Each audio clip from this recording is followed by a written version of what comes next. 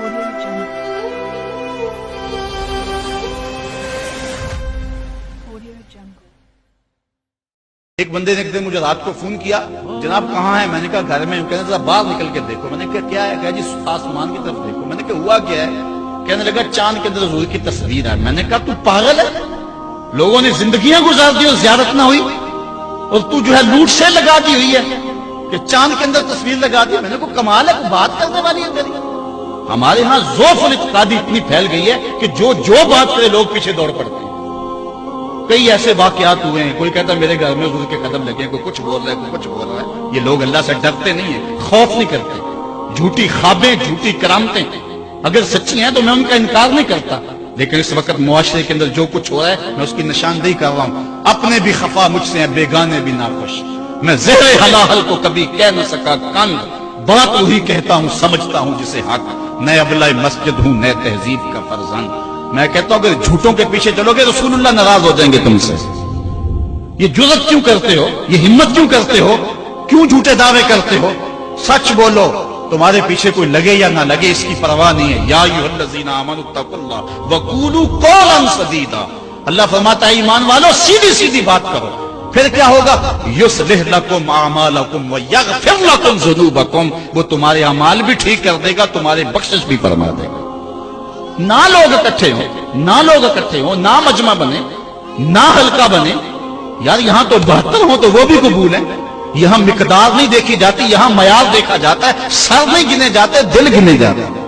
یہاں یہ دیکھتے ہیں، مت لوگوں کو جو ہے وہ کھلونے دے کے بہلاؤ اور لوگوں کی عقیدتوں کو لوٹو اور لوگوں کے ساتھ ظلم کرو، زیادتی کرو، اپنی آخرت بھی کالی کرو اور لوگوں کی آخرت بھی کالی کرو۔ آپ دیکھیں دائیں بائیں، اپنی نظر رکھیں، نگہباں بن کے جو اہل چمن کی آبرو لوٹے۔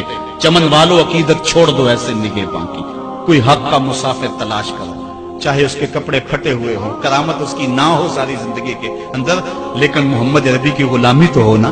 حضرت شاہ نقشبند بخاری سے کسی نے پوچھا حضور آپ کی کوئی کرامت؟ فرمانے لگے اس سے بڑی کرامت کیا ہو سکتی ہے؟ اتنے گناہوں کے باوجود زمین پہ چل رہا ہوں اور زمین مجھ کو دنسا نہیں لیتی اپنے اندر۔ ہمارے بزرگوں کی تو کہانیاں یہ تھیں، اور آج تھوک کے حساب سے کرامتیں دی جا رہی ہیں۔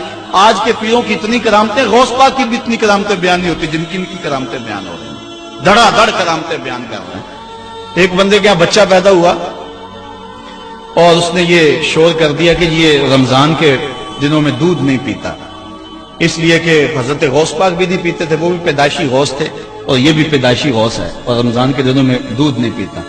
اچھا کوئی 2-4 ماہ گزرے تو اس غوث کی ماں کو طلاق دے کے نئی عورت سے شادی کر لی۔ میں نے کہا کم از کم اتنا تو خیال رکھتے، جس نے غوث جنم دیا ہے اس کو تو عزت سے گھر سے رکھتے۔ تو یہ کیا تماشے ہیں؟ کیا لوگ بے وقوف ہیں؟ اب لوگ سمجھنے لگے ہیں، لوگ جو ہے وہ ان وجہ سے پھر دور دین سے ہوتے ہیں، نقصان یہ ہوتا ہے۔ لیکن میں آپ کو کہتا ہوں دنیا سے حق ناپید نہیں ہوا۔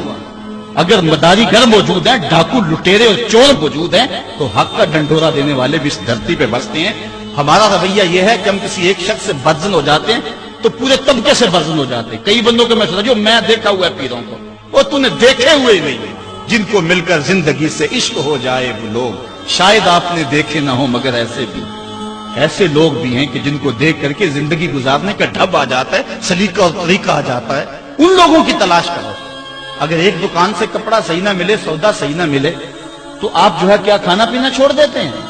آپ کو پتا پورے شہر سے مٹھائی کہاں سے اچھی ملتی ہے، آپ کو پتا پورے شہر سے کپڑا کہاں سے اچھا ملتا ہے، آپ کو پتا پورے شہر میں جو ہے وہ فلاں چیز اچھی کہاں سے ملتی ہے۔ دین بھی ڈھونڈو کہاں سے خالص ملتا ہے اور کہاں سے نہ خالص ملتا، اس کے لیے محنت کرنی پڑے گی۔ جھولی میں یوں نہیں ڈال دیا جائے گا، اس کے لیے تمہیں جانا پڑے گا، کوشش کرنی پڑے گی۔ ہاں 1 سے دھوکہ کھاؤ گے، 2 سے کھاؤ گے، 3 سے کھاؤ گے، لیکن جو تم دھوکہ کھاؤ گے تم تو رب کے نام پہ کھاؤ گے نا۔ حضرت عمر رضی اللہ تعالیٰ عنہ کی عادت تھی، جو غلام لمبی نمازیں پڑھتا اس کو آزاد کر دیتے۔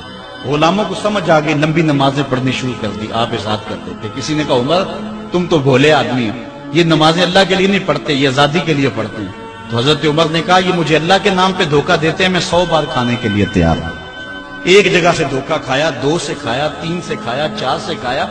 جب تمہاری نیت ٹھیک ہوگی منزل ضرور ملے گی، یہ ہو نہیں سکتا۔ خورش دے بدرا جو کب کو ہمان کہ یک روز افتد ہمائے بدام۔ سادی کہتے ہیں چارہ ڈالتا جا، دانہ ڈالتا جا، کبھی تتر آئے گا، کبھی مور آئے گا، کبھی کبوتر آئے گا، پھر ایک دن جس کو تو تلاش کرتا ہے وہ ہما بھی تو آ ہی جائے گا نا. اس لیے حق کے سفر کو نہ چھوڑنا، چلتے رہنا اور راہ حق کی منزل پر انشاءاللہ ایک دن ضرور گامزن ہوگے.